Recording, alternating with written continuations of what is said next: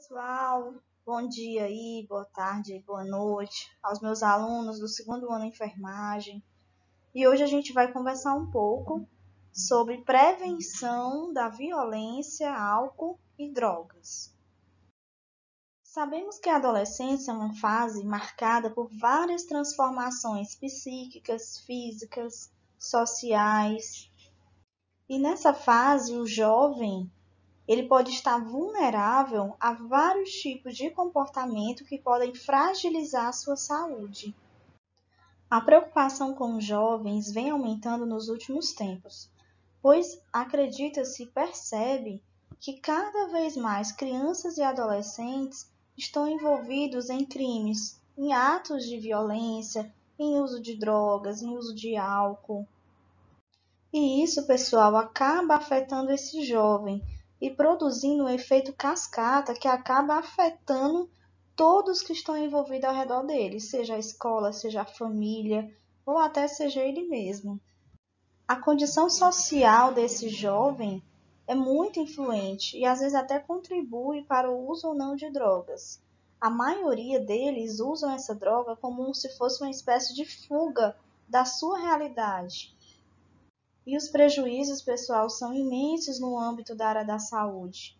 Muitas vezes prejuízos irreparáveis, incontroláveis, imensuráveis, que vai afetar a parte familiar, social, emocional e psicológica. Então, o que são drogas?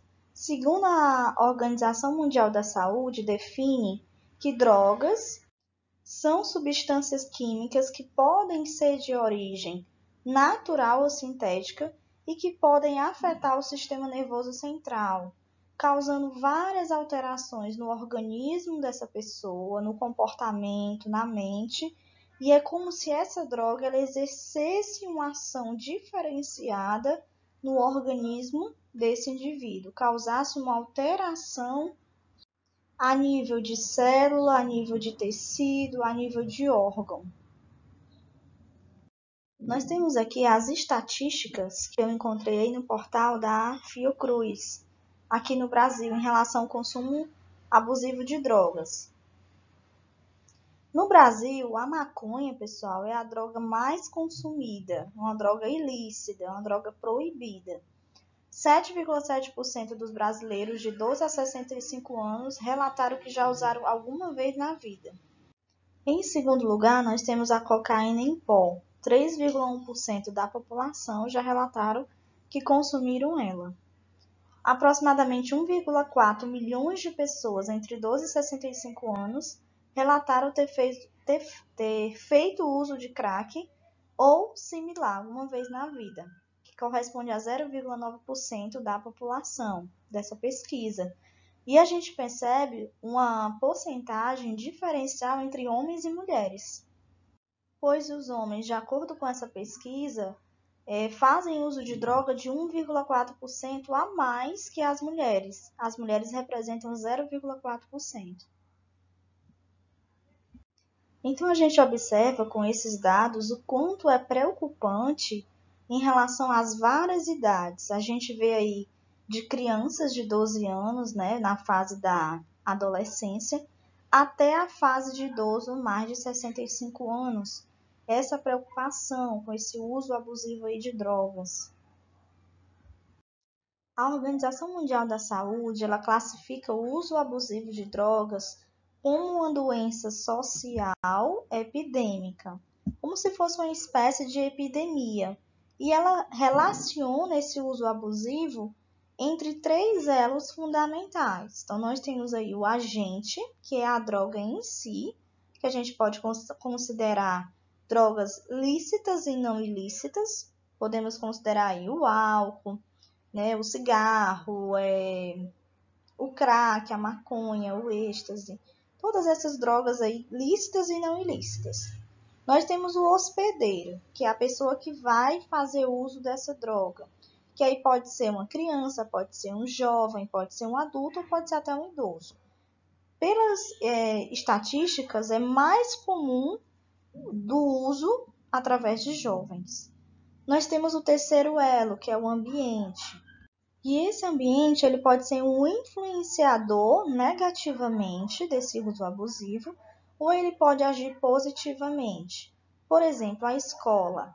A escola ela tem um papel fundamental através dos educadores de orientar esse jovem, de explicar os riscos que ele corre, de explicar as consequências desse uso abusivo, de promover os encontros, né, as reuniões para poder debater o assunto, apoiar esse jovem, acolher ele, procurar trabalhar nele esses pontos que são vulneráveis. E temos também a família. E a família ela tem um papel decisivo no comportamento também desse jovem, porque a família é o que vai educar, é o que vai orientar dentro de casa, é o que vai estar próximo também desse jovem. E esse jovem ele fica mais vulnerável quando os laços familiares eles são destruídos e ele fica mais vulnerável.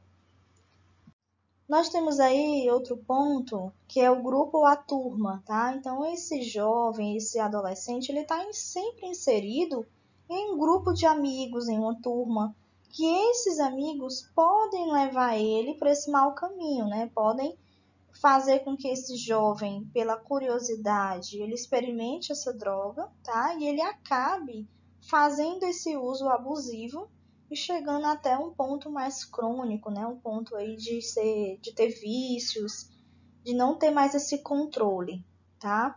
E aí acaba levando a outras situações prejudiciais nesse indivíduo. Existem alguns fatores de risco que podem contribuir, que podem comprometer esse jovem, esse indivíduo, para o uso abusivo de drogas. Então, nós temos os fatores individuais e os fatores determinantes. Os individuais, a gente acredita que a insegurança é um dos grandes fatores também, a insatisfação com a vida, aquele desgosto de querer viver, né? Às vezes as pessoas sentem sintomas depressivos, sintomas de tristeza profunda, sintomas de isolamento, sintomas de não querer se higienizar, são alguns sintomas aí de depressão. E a própria curiosidade, aquele jovem que é curioso, que quer saber como é, e às vezes ele é influenciado por algum amigo, também são fatores considerados individuais. Nós temos os fatores determinantes. E aí a gente pode perceber a busca desse jovem pelo status social. Às vezes ele quer se destacar no meio daquele grupo, ele quer chamar atenção, ele quer se expor, né? Ele quer se achar o melhorzão daquele grupo. Então ele acaba levando a esse uso abusivo de drogas. Outro fator que nos chama também a atenção é a falta de religiosidade. Em algumas pesquisas e artigos, percebeu-se que aqueles jovens que frequentavam uma igreja, que tinham uma religião, que acreditavam em Deus, eles eram menos propensos a serem usuários de álcool, de outras drogas. Mas já aqueles jovens que não frequentavam a igreja, que não buscavam, né, essa ligação com o Criador, com Deus, aumentou-se o consumo de álcool e de drogas nesses jovens. Então percebeu-se que pessoas ligadas a essas atividades religiosas, né, pessoas que frequentavam mais, eram mais engajadas, liam mais a Bíblia, elas apresentavam índices significativamente menores de uso abusivo de álcool e de drogas.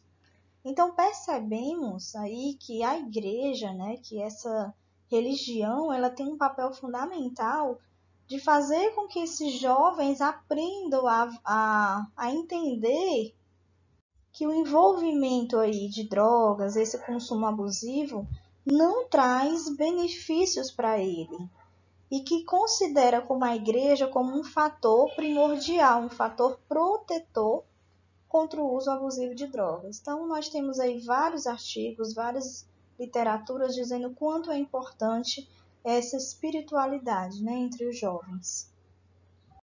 Nós temos aqui uma classificação das drogas. E elas são divididas em, primeiro grupo, depressoras, estimulantes e perturbadoras. Então, as drogas depressoras são aquelas que fazem com que o cérebro ele funcione mais lentamente, ele retarda o funcionamento do nosso cérebro. Nós temos aí o álcool, que faz isso, né? E aí a gente considera aí a cerveja, o uísque, a cachaça, são exemplos aí de álcool. Nós temos os calmantes, que podem ser também os calmantes naturais ou não. E nós temos as substâncias inalantes. Nesse segundo grupo, nós temos os estimulantes. Os estimulantes eles vão acelerar a atividade cerebral, como se deixasse aquele indivíduo ligado, alerta, né? Como se ele tivesse uma energia muito maior do que ele esteja. Nós temos aí o exemplo da cocaína, do crack, das anfetaminas, da nicotina, né? Que a nicotina ela está presente aí no cigarro também, presente no café, no caso da cafeína.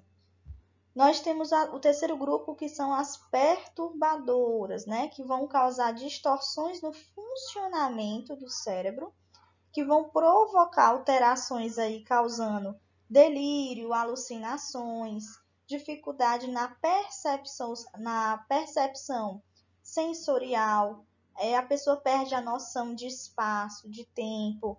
E aí a gente tem como exemplo a maconha, que é uma droga também, o êxtase, né? O LSD, que é uma droga também.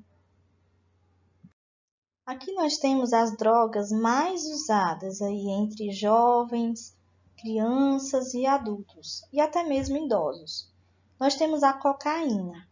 Um dos grandes efeitos aí da cocaína que causa nesse indivíduo é a autoestima e o poder. A pessoa se sente cansada, a pessoa pode ter insônia e perda de apetite. Então, a cocaína, inicialmente, ela causa uma intensa e rápida euforia e depois ela causa um efeito rebote, um efeito oposto, no qual ela vai causar uma depressão e uma tensão.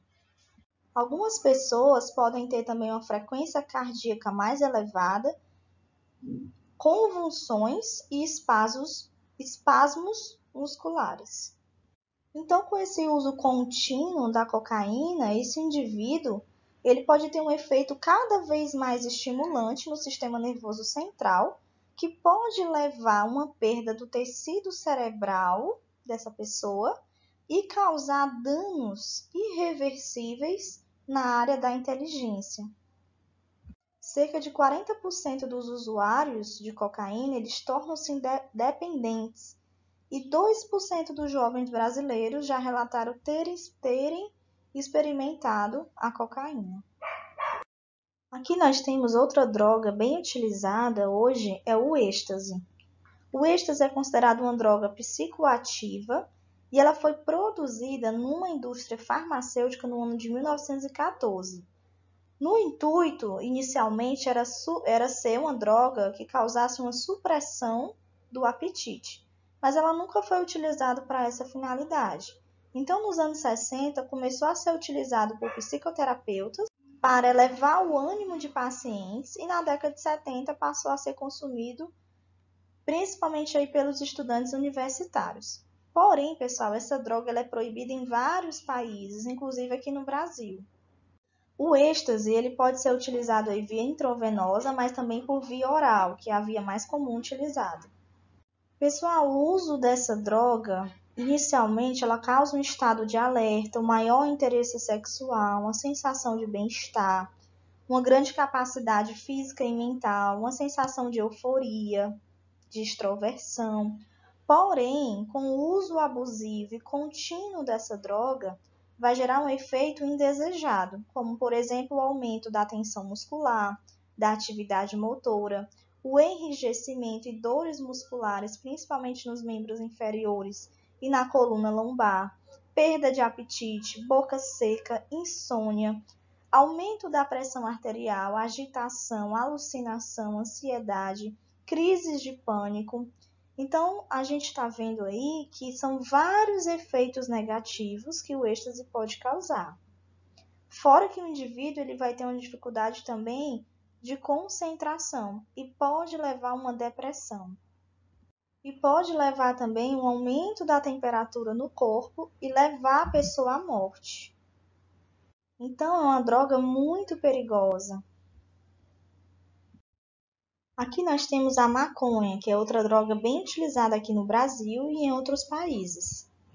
Seus efeitos, inicialmente, seria euforia, sonolência, risos espontâneos, perda da noção do tempo, do espaço, perda da coordenação motora. E com o tempo, pessoal, de acordo com o uso contínuo, pode causar nesse jovem, nessa pessoa, o aceleramento do coração, ou seja, uma taquicardia. Uma perda temporária da inteligência, aumento da fome, os olhos ficam vermelhos.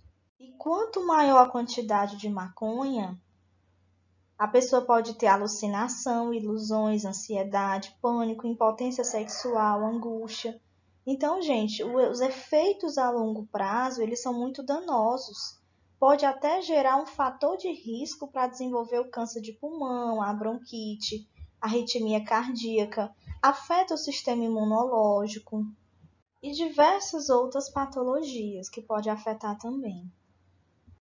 O uso abusivo de drogas, seja ele inicialmente ou de forma mais crônica, pode afetar esse aluno, pode afetar esse adolescente. Por quê? Porque vai causar vários prejuízos. Um deles é a dificuldade no aprendizado na escola. Então, se aquele jovem faz uso contínuo de várias drogas, né? Então, ele pode ter uma dificuldade de aprender aquela matéria, dificuldade de realizar as suas atividades. Então, ele tem uma dificuldade de se concentrar. A droga também interfere na capacidade de aprender. Coloca esses indivíduos, esses usuários, em risco também de acidentes, de overdose e até risco de morte. Adia a capacidade de aprender, de lidar com sentimentos negativos, a pessoa não consegue ter o controle aí entre razão e emoção, diminui a chance de ser bem sucedido, porque a pessoa acaba se tornando viciante, levando esse quadro aí que ela só quer saber de droga e ela não quer trabalhar, ela não quer estudar, ela não quer estar com a família, ela não quer ter outros momentos prazerosos e nem adquirir fatores de proteção. E ela também acaba não conseguindo atingir os objetivos pessoais e profissionais e acaba atrapalhando aí na trajetória. Pessoal, a droga ela vai gerar várias consequências, seja qual tipo de droga for, tá? A droga ela depende da quantidade que aquela pessoa vai ingerir gradualmente. Então, nós temos a primeira consequência, que é a tolerância. Isso significa que o nosso cérebro, quando se faz uso de drogas, ele vai se adaptar àquela quantidade de droga.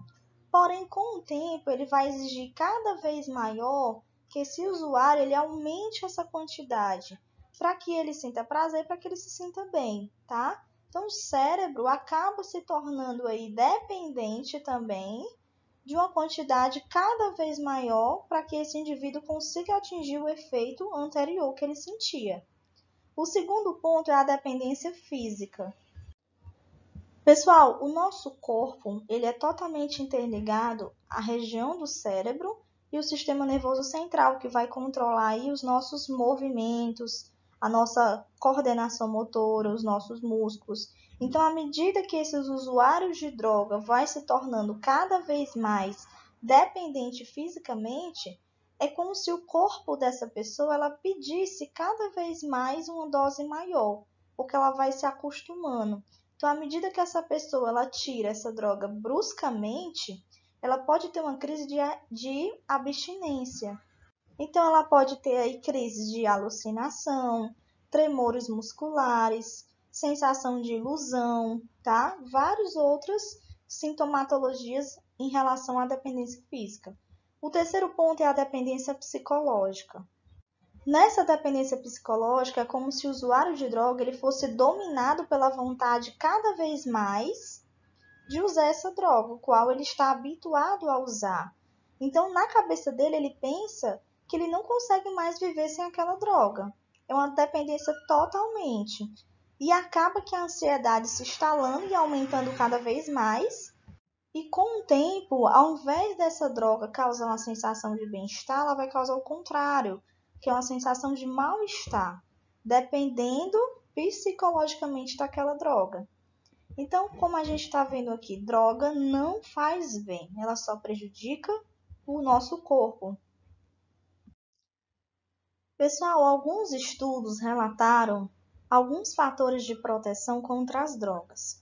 E um deles, que foi bem citado nesses artigos, né, nesses estudos, é o papel fundamental que a família tem com os filhos. Então, o ideal é que a família ela consiga valorizar, ela incentivar a educação daquele filho. Os pais precisam ser mais carinhosos com seus filhos, manter o diálogo sempre com o filho, isso é muito importante. Não deixar muitas vezes aquele filho sozinho, isolado, tá? Aqueles pais que conseguem manter aquele vínculo afetivo, aquela proximidade com seus filhos, que tem aquela liberdade de poder conversar, de poder orientar, tá? Então, esse diálogo, ele deve sim acontecer, tá certo? E esse pai, esse filho também, tá? Tem um papel de promover essa interação, de tornar mais essa família mais unida. E procurar também fazer atividades mais próximas, mais conjuntas aí entre pais e filhos, que pode ser investidos, por exemplo, em algum esporte, na educação, na área do lazer, tá? Ou seja, aproximar mais os filhos com a família. E aí, pessoal, eu coloco não somente o papel dos pais, mas o papel também de vocês como adolescentes, vocês como filhos, aproximar mais da família de vocês, procurar dizer para os pais o que vocês sentem, o que vocês querem, tá? Então, manter esse diálogo, procurar atividades para vocês fazerem juntos, isso é muito importante. Então, aqui a gente vai conversar um pouco sobre a violência. A Organização das Nações Unidas define violência como o uso intencional de força física ou poder por ameaça ou ação contra si mesma, outra pessoa ou um grupo ou uma comunidade que vai resultar numa alta probabilidade de gerar um ferimento, morte, sofrimento psicológico, a privação, né, o mau desenvolvimento. Então, esse aí é o conceito. Então, nós temos diversos tipos de violência, de acordo com as suas características e os seus atos. Nós temos aí a violência física é pela utilização de força física, no qual pode ocorrer aí puxões, empurrões, imobilização, ferimentos, golpes. Então, isso pode acontecer, pessoal, dentro da nossa casa, dentro da nossa família, entre amigos, entre vizinhos, tá? Eu vi semana retrasada uma reportagem falando que nesse período da quarentena está ocorrendo muita violência física dentro de casa, porque as pessoas estão convivendo mais próximo, né? Estão passando o dia juntos e acaba que aumentando essa violência física, se a gente não tiver controle sobre isso, tá? Então, eu vi também que ocorreu muitas agressões entre próprios vizinhos do mesmo prédio. Então, para a gente ver como é que tá, o negócio tá sério. Segundo ponto aí, a violência psicológica, né? Aquela opressão psicológica através de ameaça, humilhação, intimidações. A violência moral é você expor aquela pessoa, é você oprimir aquela pessoa, trazendo aquela calúnia, fazer chantagens, difamações. Nós temos a violência sexual, que isso aí é um ponto extremamente assim, preocupante, né? Em relação aos dias que a gente está vivendo hoje. A questão da imposição sexual sem consentimento, principalmente em menores de idade. E aí a gente tem que ter muito cuidado com o que a gente fala, com o que a gente faz, tá? Com quem a gente conversa. Porque não é todo mundo, tá, que tem boas intenções. Aí vem a questão do estupro, da exposição da nudez, do assédio, dos abusos. A questão da exposição dessa nudez, pessoal, nós temos que ter muito cuidado, principalmente vocês, adolescentes, na questão dos nudes. Vocês já devem ter ouvido falar nisso, né? A questão de pessoas, às vezes, que pedem os nudes, que mandam essas fotos, tá? Isso constitui uma violência sexual, tá? Principalmente em menores de idade. Nós temos aí a violência econômica, a questão da dependência totalmente econômica, né, de um do outro, que acaba a pessoa retendo os bens, roubando, furtando o que o outro tem. Violência social, que vai envolver aí os grupos minoritários, com discriminação, intolerância. Então a gente percebe que são diversos tipos de violência que a gente tem hoje, mas que nos chama muita atenção nos dias de hoje é a questão mesmo psicológica, moral, sexual e física. A enfermagem, ela tem um olhar de cuidado, de prevenção, principalmente da violência contra a mulher. Então a enfermagem, ela deve proporcionar toda a equipe, né, de enfermagem um ambiente acolhedor, um ambiente no qual essa mulher ela consiga se expressar, ela consiga dizer o que está acontecendo, oferecer esse apoio moral, psicológico, auxiliar essa vítima, né, gerando essa confiança individual, confiança institucional, avaliando o histórico dela de violência, conseguindo fazer as referências, os encaminhamentos aos outros órgãos, como, por exemplo, o Instituto Médico Legal, a delegacia. Então, são vários locais que a gente consegue fazer essas contrarreferências. Sempre dialogar com essa mulher, né? Ouvi-la, isso é fundamental. Às vezes a mulher chega na unidade e a gente não quer ouvi-la, não quer perceber, não quer sentir o que ela está sentindo. É fazer o papel mesmo aí de empatia, né? De se colocar no lugar do outro, fortalecer essa autoestima, buscar tentar resolver aquele problema dela, né? No sentido do apoio psicológico, no sentido do apoio moral, tá? E de ajudar de alguma forma. A enfermagem tem um papel também muito importante da questão das redes de apoio, de acompanhar, de encaminhar, né? De perceber se essa mulher ela tem lesões graves, de realizar esse atendimento clínico, tá? De propor o acompanhamento psicológico, de também fazer visitas domiciliares, porque não adianta você somente acolher sem você acompanhar. Então, fazer essas visitas, acompanhar esses casos, orientá-la, como é a forma de você, dessa mulher, ela conseguir denunciar, tá? Então, muitas às vezes se calam dentro de casa, muitas passam por várias situações, até mesmo por questão de querer criar os filhos, de querer manter aquela família, ou às vezes é uma dependência financeira, ela não consegue deixar aquele homem, né, aquele marido, ou aquele namorado. Então, pessoal, a gente tem que conseguir aproveitar essa oportunidade que essa mulher vai na unidade de saúde e detectar os fatores vulneráveis, os fatores de risco que ela se encontra. Isso faz parte dos cuidados de enfermagem. Aqui nós temos algumas orientações de como a gente detectar comportamentos sugestivos de violência sexual em crianças, porque a violência sexual ela deixa sinais que a gente pode observar sim, tanto os pais quanto os amigos, né, a família, quanto os profissionais da área da saúde, inclusive nós da enfermagem. Então, o primeiro ponto é observar se essa criança demonstra um comportamento sexual inadequado para a idade dela.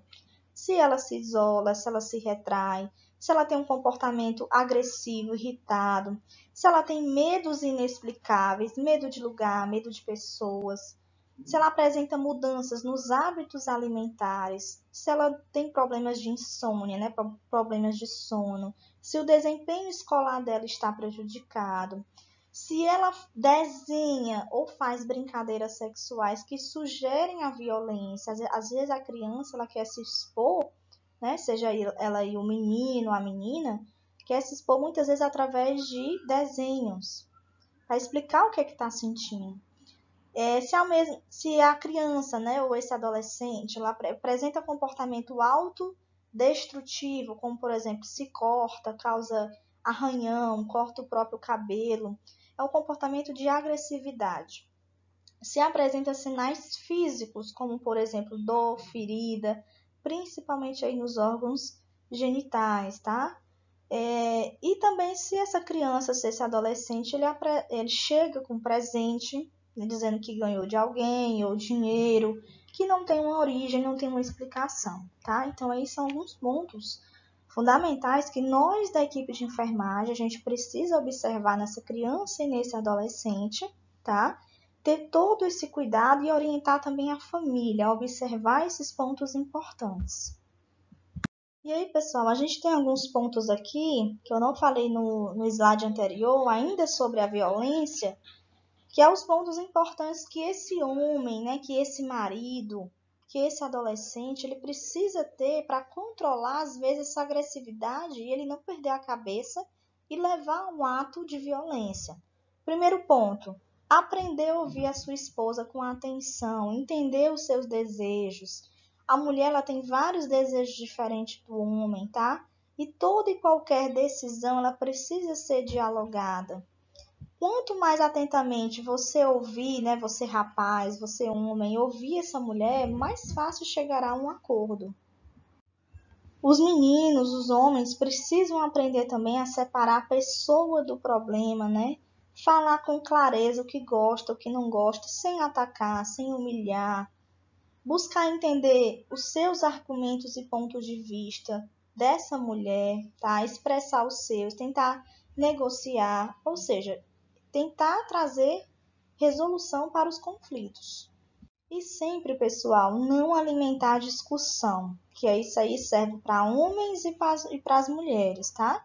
Porque pode chegar um ponto que um dos dois pode perder a cabeça, pode levar a uma separação, pode levar a uma agressão, tanto ela psicológica, moral, física, tá? Porque a violência, ela é um comportamento aprendido, ela não é um comportamento natural, tá? E, acima de tudo, aprender a controlar a raiva. Então, aí são algumas dicas bem interessantes do próprio Ministério da Saúde em relação aos homens e às mulheres também.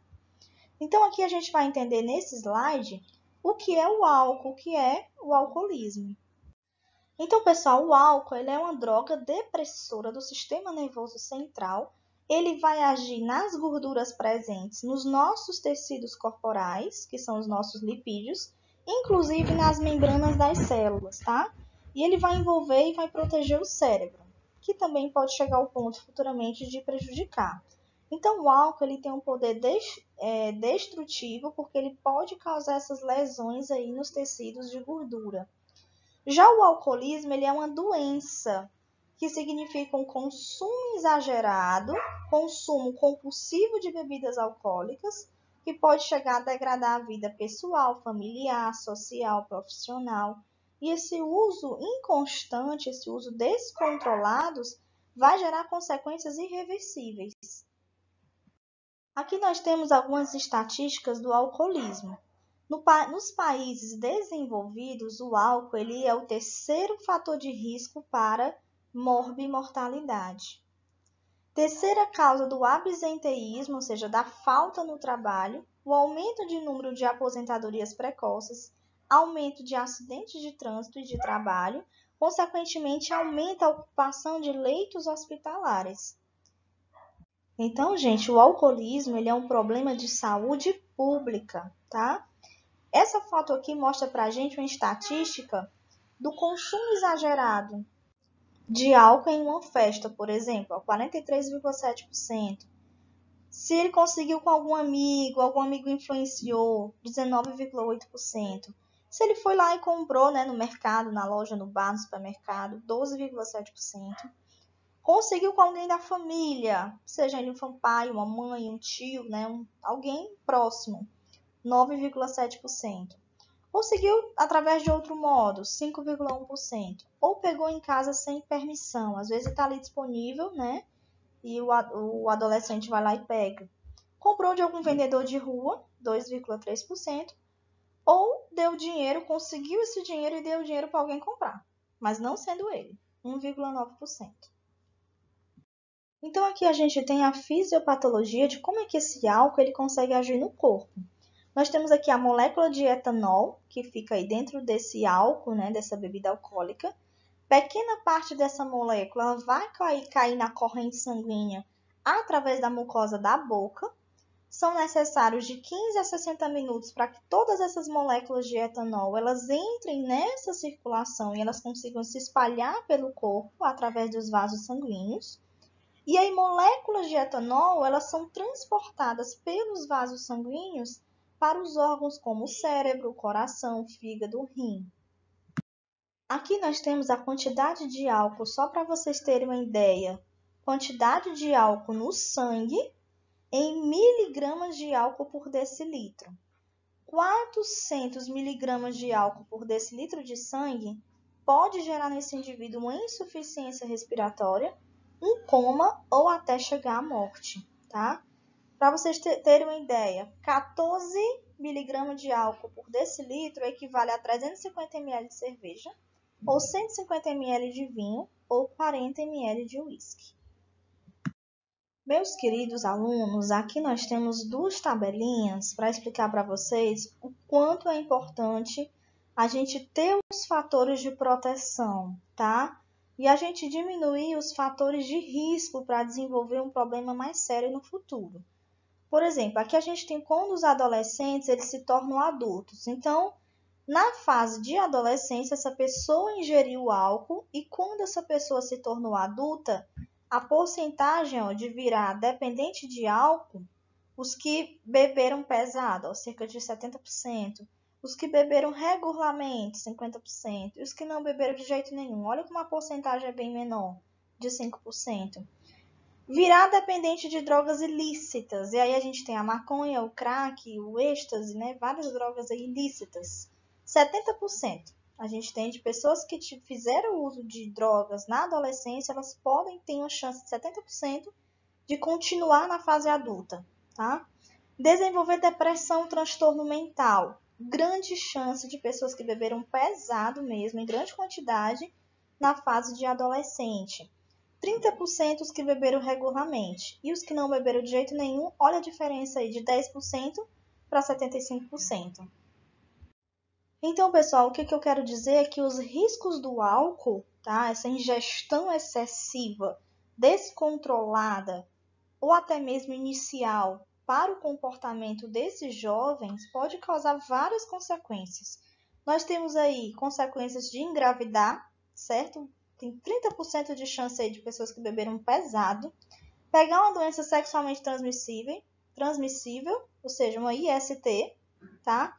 Porque esse jovem ele vai estar vulnerável, ele vai estar sob efeito de drogas, efeito de álcool, e aí fica mais fácil para ele fazer sexo descontroladamente, tá?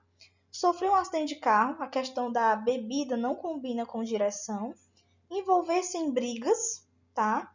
Tirar nota baixa na escola porque ele não consegue se concentrar, tá? Ele não consegue aprender, ele não consegue realizar as atividades, ele não consegue nem ir para a aula, tá, pessoal? Então, como a gente está vendo aí, eu estou só reforçando a vocês que não vale a pena entrar nesse mundo de violência, não vale a pena entrar no mundo do álcool e nem das drogas, que só vão trazer prejuízos ao nosso comportamento aí psicológico, social, cultural, familiar e escolar também.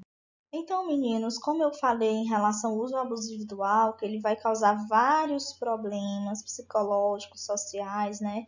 Problemas nos órgãos e problemas fisiológicos, como, por exemplo, o nosso cérebro. O cérebro ele pode ser afetado com o uso do álcool, fazendo com que esse indivíduo ele perca a memória, ele diminui as chances de aprendizado. No coração, as gorduras começam a se acumular, comprometendo a função do coração de bombear esse sangue aí rico em oxigênio para o restante do corpo. Nós temos aí um problema no estômago e no pâncreas, porque o álcool ele pode causar uma inflamação excessiva, gerando até mesmo uma falência do pâncreas. Nós temos aí problemas no abdômen, como ascite, barriga d'água, tá? Causando inflamação também no fígado, esse inchaço. Não sei se vocês já viram, pessoas que têm costume de beber muito, né, de ingerir essa bebida alcoólica, ela tem um abdômen mais acentuado, tá? Que é a famosa barriga d'água. Nós temos aí o esôfago, que também pode ser fator de risco para desenvolver o câncer de esôfago. E o fígado, pessoal, é o que mais sofre com esse consumo excessivo, né? Porque pode aumentar aí a gordura e gerar aí a cirrose. que é como se fosse um fígado gordo, tá? Então, meninos, nós da enfermagem temos um papel fundamental na transformação social da nossa sociedade, implementando aí a educação em saúde como ponto-chave, porque nós somos agentes chaves de promoção de mudanças, tá? Até mesmo de comportamento, e podemos promover essa saúde, podemos prevenir o uso abusivo de drogas, podemos integrar socialmente aquele indivíduo, orientar esse indivíduo quanto aos fatores de risco, quanto ao aumento dos fatores de proteção. Então, isso cabe ao nosso papel, tá? Oferecer essa oportunidade a esse indivíduo para que ele entenda o que está acontecendo, tá? E ele consiga ser também esse agente do autocuidado. Então a gente finaliza, né, essa nossa aula. Eu espero que vocês tenham gostado. O que eu tenho para dizer para vocês, né, para orientá-los como professora, como educadora, é que, pessoal, não vale a pena entrar nesse mundo, como eu havia dito, né, de violência, de álcool, de drogas, porque só leva à perdição, tá certo? Como vocês viram aí na aula, os estudos relatam que são vários os efeitos negativos e efeitos irreversíveis que as drogas podem causar no nosso corpo. Fora que a gente não tem uma vida social, a gente às vezes não tem uma família, um vínculo afetivo, tá? Porque isso pode acontecer também. Porém, pessoal, a gente deve buscar cada vez mais Deus, tá? Buscar mais orar, rezar, buscar mais estar mais próximo, ler mais a Bíblia, orientar também os nossos pacientes, tá? Como eu falei, questão dos fatores de risco, captar essas pessoas vulneráveis, tá? Encaminhar esses pacientes para as unidades de referência, promover saúde para aquele indivíduo, tá certo? Então, aí são algumas orientações que eu dou a vocês. Um abraço e estou disponível para retirada de dúvidas, tá bom, gente? Até a próxima aula.